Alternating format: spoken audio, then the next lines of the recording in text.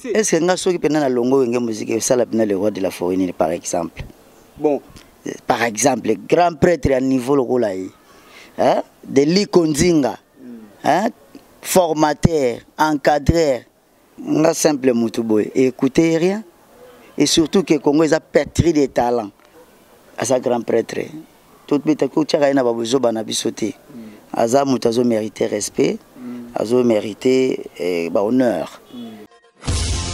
www.potonapoto.com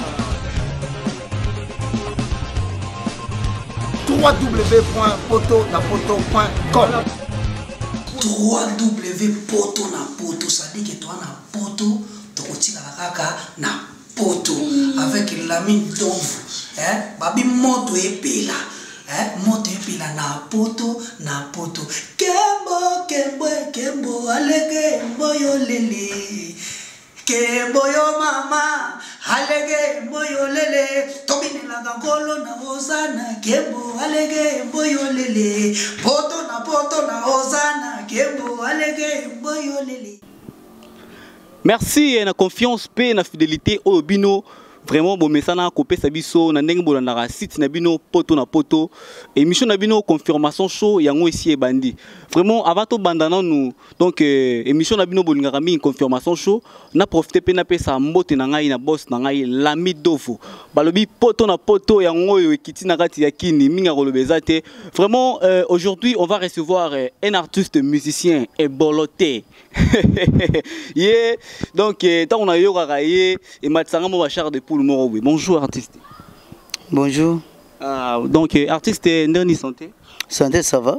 Voilà donc artiste avant to bandana nous donc ko panzana nous teke to ngaki obete so parcours ya vie na yo ndenge nini obandaki musique na yo tindenge lelo okomaki na orchestre le munelo wa maison mais ouais na bandaki na orchestre quartier Rage Musica na saluer Didi Mo Pedro et pas Ali saluer ba massa na ngai ba guié banane pardon ba Dadi Tamba tout ça donc na saluer ba tout bandaki na bango bien tout ça zéro wana ba Darty ba TJ Mpaka et puis Rage Musique après na bâtiment crochet mouké na ride son après na ki pas vient na deux wa Congo dit ko el mboka monene place Fernandé on va encadrement na ba formation à Bessalemi avec moi 2 semaines et 2 à 3 semaines pendant vie dans Karma pas Karmalov one tâche et de là et co intégrer oui musique à maison mais les rois de la forêt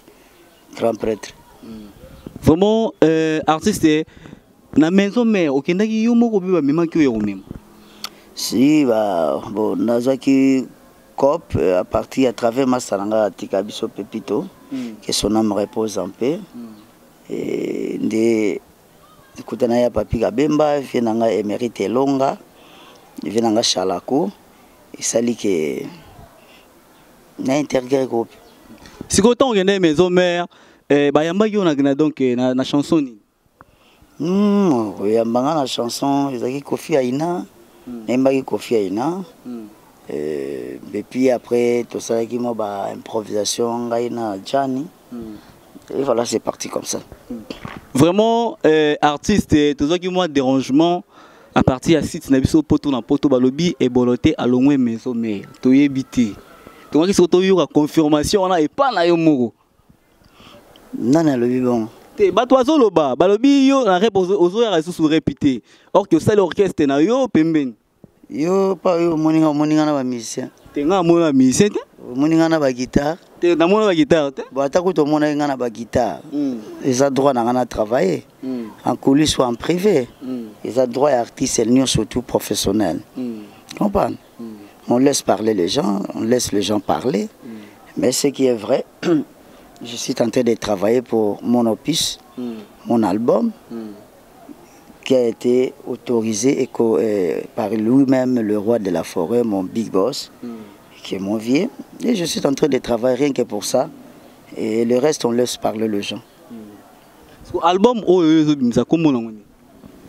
napesi bakombo eza ebele mais monde eza monde à dépannage bakombo eza ebele monde eza monde à temps de jeu monde eza monde à win-win comprendre donc voilà to qui peut balobi Olivier Alongwe anaki Alongwe yo parce que Olongwe lisusu parce que vengia matoti kala bongo bien monte ke botiki vengia mana qu'est-ce que c'est est-ce que nga soki pena na longo ngé musique ça la pena le roi de la forêt par exemple bon par exemple grand prêtre à niveau lokola yi hein de Likonzinga hein formateur encadreur hein ata yo mo format est-ce que nga simple mutuboy écoutez rien et surtout que Congo est pétri de talents.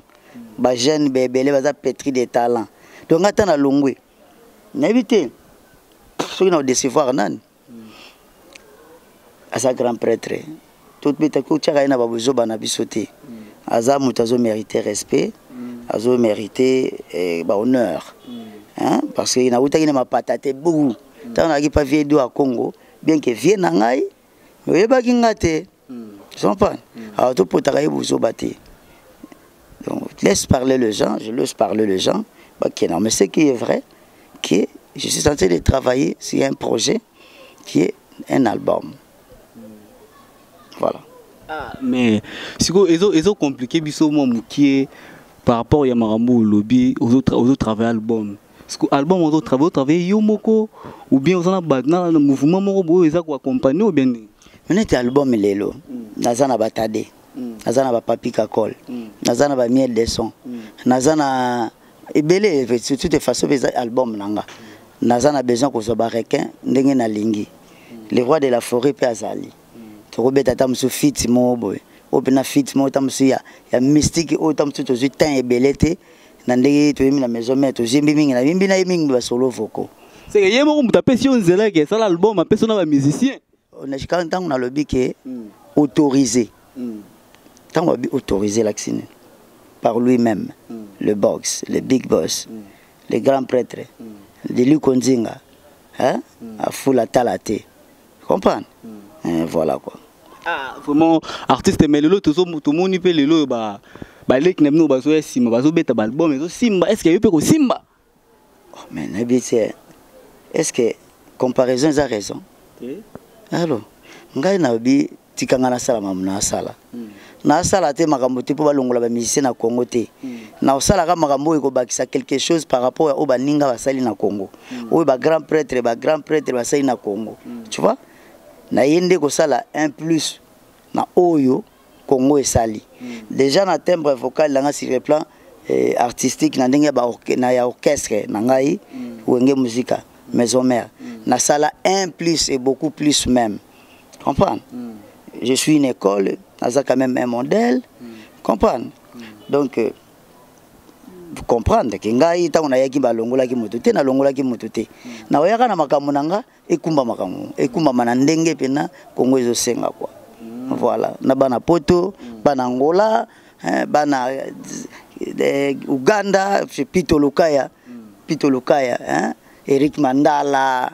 Donc voilà quoi. Album où ils ont combien de titres? Album d'après eux ils ont combien de titres? Album est banarate. Ngai nous avons décidé na suka na ko réaliser 30.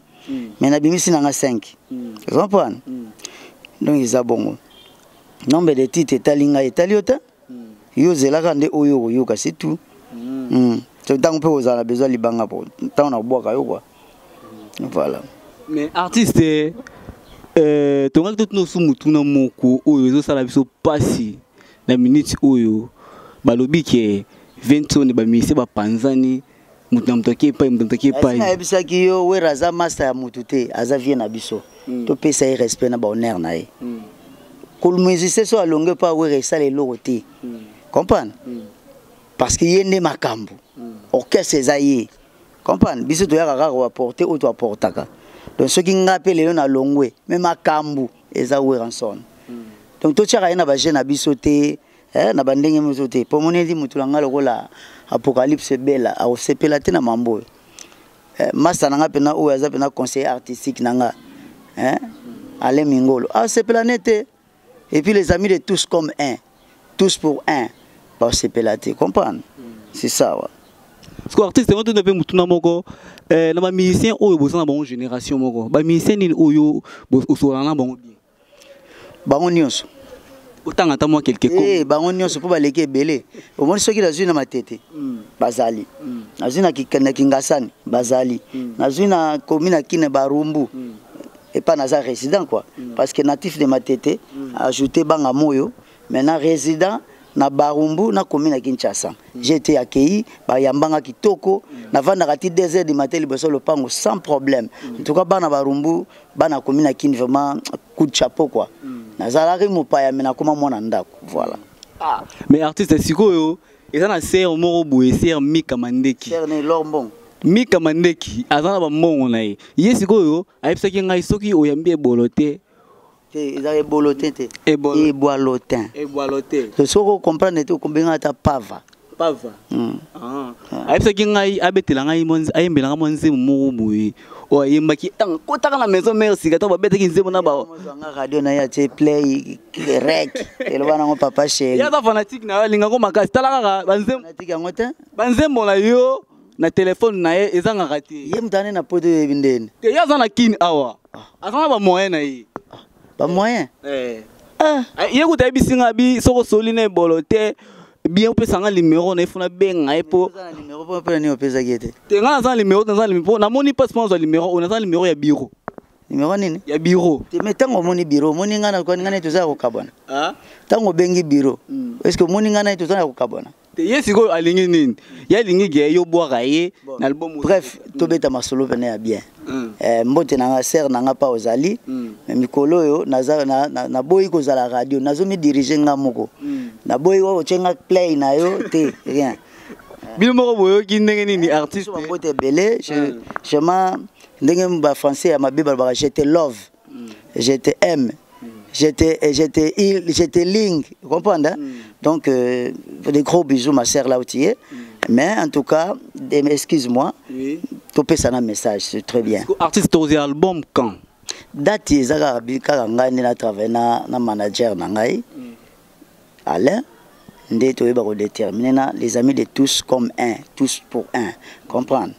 Et puis, des rois de la forêt, dernière décision, ceux qui a abandonné biso na nzela toi comme ça biso na suka ya mwana kaka mais date na yebo préciser mais je ne sais pas que je ne suis pas là pour nous une année c'est trop une année c'est trop parce que c'est un projet qui date voilà mais artiste tata moi kunga pesa la moi ja pour talaka moi kunga yo po yo na yebi oza muta kunga otala donc kunga na yo etare sala nga donc sokozo yemba ezo matsanga ba char de poule nzoto nanga ezanga etoko ya kolalela ye kasi motema ekomi kolala na mbeto alix ya nzambila Gabriel babengama bacheke les enfants de la rue c'est po bazangaki moto akolinga bangwe kasi ngai ndeke nazwi ya ngai zala moto akolinganga mpe oyo akosheri ngai nzambila Gabriel. L'amour c'est avoir quelqu'un pour qui mourir. On aime de vrai lorsqu'on a une seule personne à aimer. Linganga Nzambila Gabriel.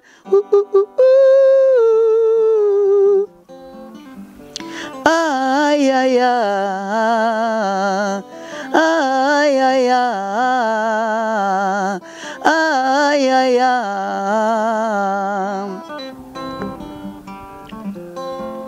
Nabota marichete kasi na bolingo naza suka na mvwama nabota ma millionnaire kasi na bolingo naza suka na milliardaire. Aïe aïe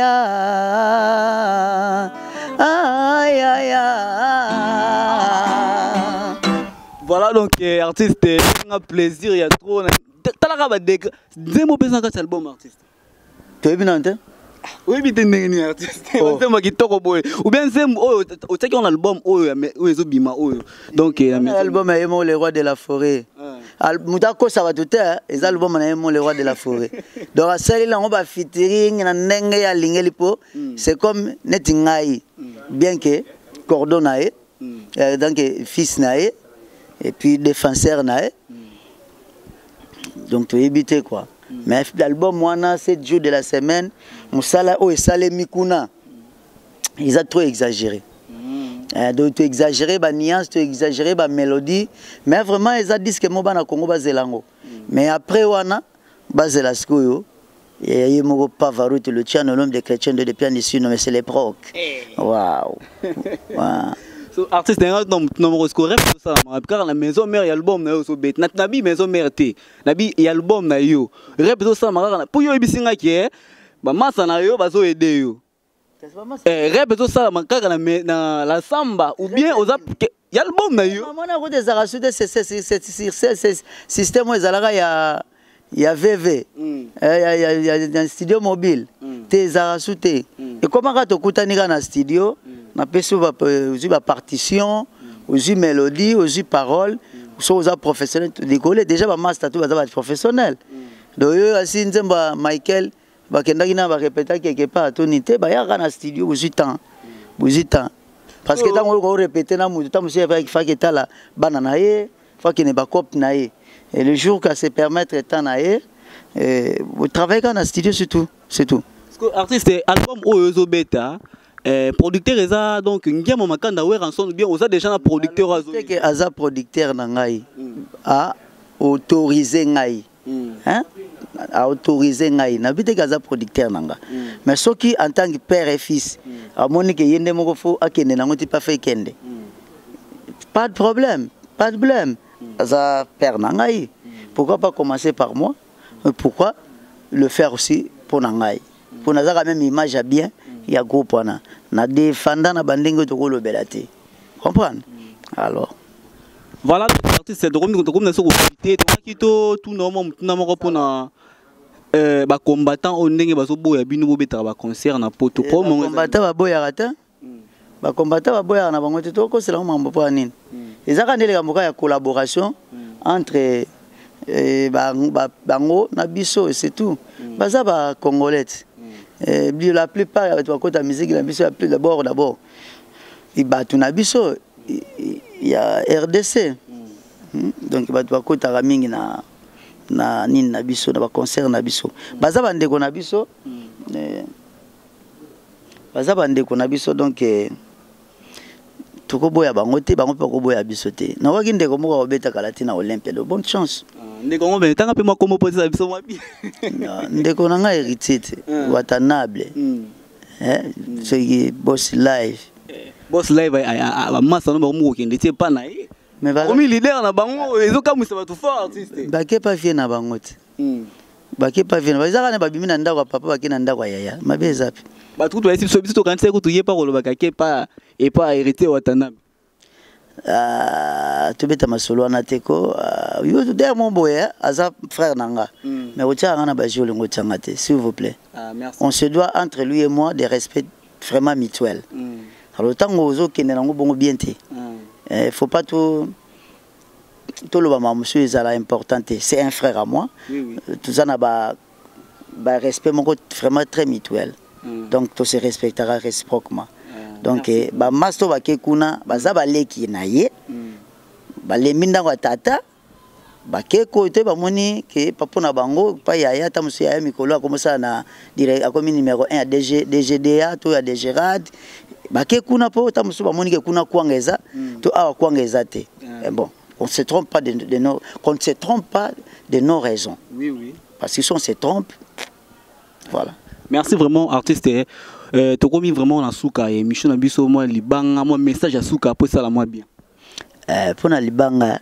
na boka nanu bato pour mboko lokola Bangkok to retarder moi moketo zela mokonza mboka ya na Australie il moko J5 ans nous déjà dans 2-3 jours binanga Michel Mboma passe aux en Australie vraiment merci de la pesi mbote mingi na Pito Lukaya en tant que matétois en tant que azalo wala honorable à matete défenseur ya ba matétois tout dans niveau Kampala et puis na bosanité mère na biso Irène Ilashi maman ya bébé américain non la Lukaya pour bébé na biso moto botama na États-Unis mais ce que azoya pena na akazonga Kampala na Afrique wa botami américain mais ay ko la en Afrique pour papa na ye azanango papa ne cible mutambongo moto mbongo cible pito luka ya cible ireni la cible voilà voilà to pesi Benoît Mukendi PDG Gigal Nzau oncle la biso Gigal Nzau na biso mbote belé puis Hubert Tumba na bossa noté Patrick Chimanga porte-monnaie du chef lycée Ilonga Toussé Baba Eric Mandala PDG Eric Mandala ya yo yango Johnny Lopez muto akala de ba mo billet vert abandon kala moi Mirajabu l'incontournable l'invincible Blanchard Londolé bambote na pa ozali na Kampala vient na nga rami ya Miss Boss nga na yebi ndenge to sololaka tant de G yango yo yebi kaka tant de G yango yo dépannage yango yo monda win-win yango yo na bosanité Gilles Ntsana vient na nga na kati ya Nairobi yebi kaka mpangi plus mpangi est égal mpangi to bosanité Kitoko Lukaya, Roger Lukaya, Réal Elachi, Nathan Lukaya, Simon Makung, et puis Julie Lukaya, grand maître, Julie Lukaya, le petit frère de Demoko, Pito Lukaya, et puis Nabo Santé, DJ Stéphane, référence à Kampala, donc Bambo n'était pas besoin. Nabo Santé, Dier Koduma Pro, hein, Dier Koduma Pro, on a tout abrégé, Dier Koduma Pro, ma puissance Bambo était belé, vient Pasco Tudibayombe.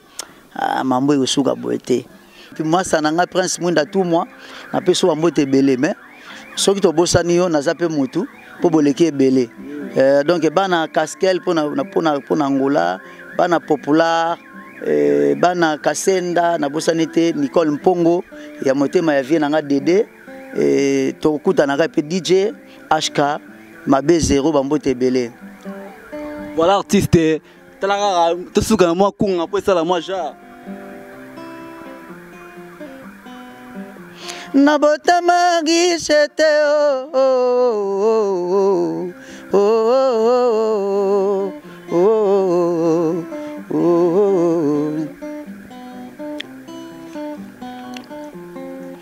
Nabota magi chete Nabota ma millionnaire te Nabota ma richete kasi na bolingo nazasuka na vwama Nabota ma millionnaire te kasi na bolingo nazasuka na biliade. Alléluia, amen, Pito Lukaya.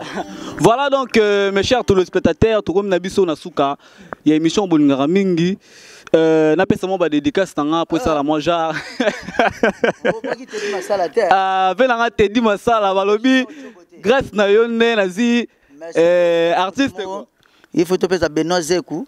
To bosanité captain mon ami populaire nini to bengono Palanka, le roi de Palanka yo. Na bosanité et puis Bertha Bila Timba na peso mbote belé pa et puis Sami Congolais puis mboka na biso na Gabon. Donc okate loko te dire ko duma motema love na peso mbote belé et puis guitariste tout ça na ye alinga te babo ka na émission po ba client ba okima ye donc na pesi mbote na batutu balandi biso d'ici là bokoyeba soki ezala tant de jeu te kozala dépannage te kozala win-win. Comprendre mais mosali osalema bien tout ça ngona ko prouver batuté tout ça que Congo na bato balanda biso par travers le monde Cameroun et puis tanzambe so asungi na kosala single moko on a reprendre ko nzembo ya grand prêtre et boalotin atika biso pour na kosala plaisir na ba Camerounais belé donc nazo sala nga mutu mabe te est-ce que na sali pe mutu mabe est-ce que fanelena lisasi na sali na ngo mabe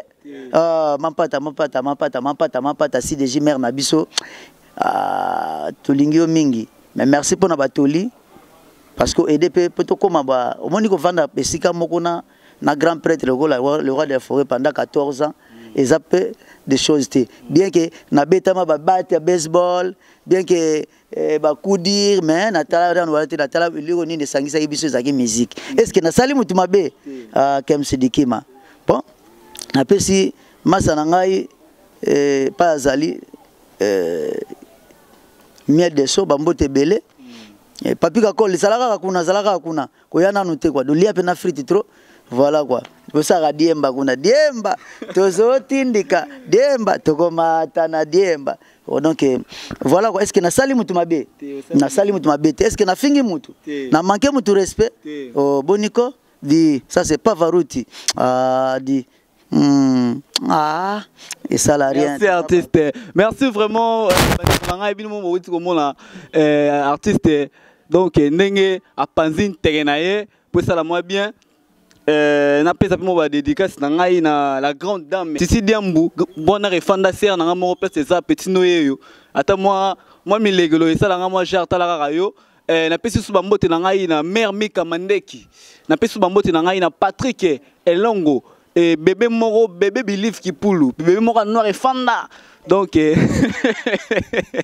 émission na bino yango boss na ngai Lami Dovo musala yango zo sala makaka to ezo sala ma trop ko salama donc tokutani semaine prochaine même heure même chaîne au revoir www.potonapoto.com www.potonapoto.com www.potonapoto, ça dit que toi na poto, tokotika kaka na poto avec Lami Dovo, babi moto epela, moto epela na poto kembo alege mboyo lele kembo yo mama alege mboyo lele tobine la gangolo na ozana kembo alege mboyo lele poto na ozana kembo alege mboyo lele.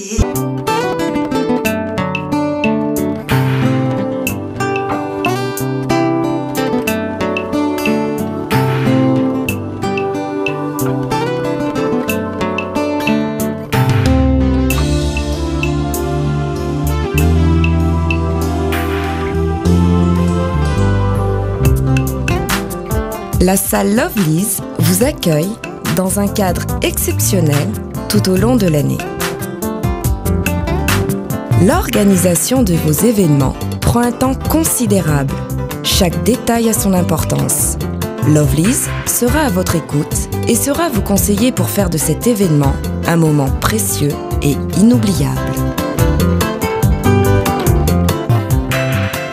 Lovelyz, l'excellence à votre service.